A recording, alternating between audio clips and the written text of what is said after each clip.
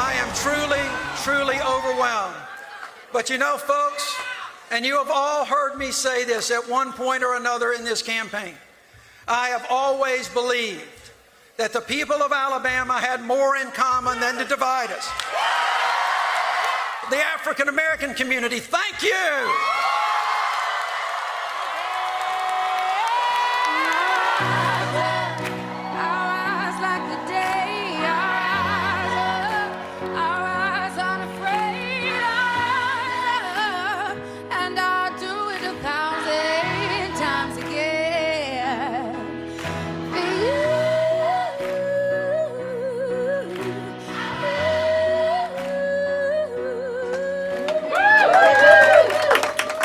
The first thing I did right was the day I started to fight. Keep your eyes on the prize and hold on, hold on. Well, the last thing I did wrong, I stayed in the wilderness a day too long. Keep your eyes on the prize and hold on. Hold on.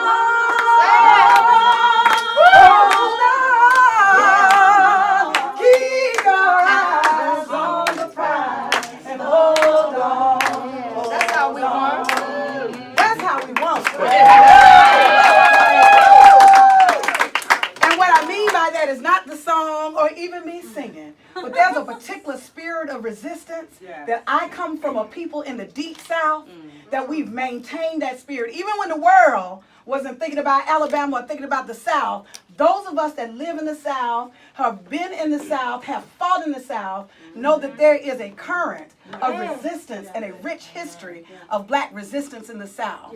And because of that, that's what drove our work and really kind of set the frame of what we did. The Alabama win did not happen in December. The Alabama win is a culmination over a period of time of folks doing voting rights work, of people doing, passing laws, of having lawsuits. We even had some lawsuits about 12 years ago around voting for just constant kind of resistance and organizing, right? And then it's almost like you have a perfect storm where when the right opportunity reaches the right moment, this is what you have. But I do want to just talk about we have 5 key beliefs that basically guide all of our work. The first is that we believe that in order for black voters to matter, that we have got to use existing infrastructure, existing local infrastructure. And Latasha talked about how what we did was we raised funds and we seeded into 32 organizations that spanned 18 counties throughout Alabama. Secondly, we have got to demonstrate that black voters matter 365 days out of the year. And so that's very much tied closely to the first one, because those organizations are doing work 365 days out of the year. And third thing is, Latasha touched on this as well, we have got to demonstrate black voters matter everywhere. Yes. Black voters matter wherever they may be. Like black voters in rural counties don't exist. So they exist and they matter, and that's part of the messaging that we were trying to communicate, which is the fourth point. We believe that in order for black voters to matter, we have got to communicate in a way that is authentic and that speaks truth to power. And then lastly, this last, but it's definitely not least. In fact, sometimes when I talk, I say, well, it's really 5, but it should be 1, and then 5 should go back to 1, because the last one is the who. And it's not just who in terms of black voters, but it's a particular segment of black voters. Anybody want to take a guess? Women. Thank you. Right. It's about black women. And when you look at not just the results, we all know about the results. 98% of black women voted for Doug Jones. We get that. We knew it going back to the 2016 presidential, right? Black women trying to save the world.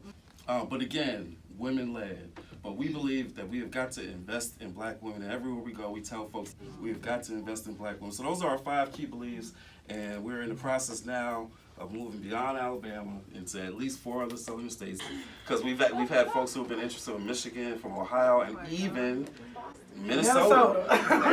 Which kind of boggled our minds when they first suggested it. So, but we're trying to be smart about how we grow. But what we know is that this approach is needed in a lot of places, and that we believe we have something to offer to the conversations We believe that we have a skill at identifying the groups that are doing good work and need to be supported.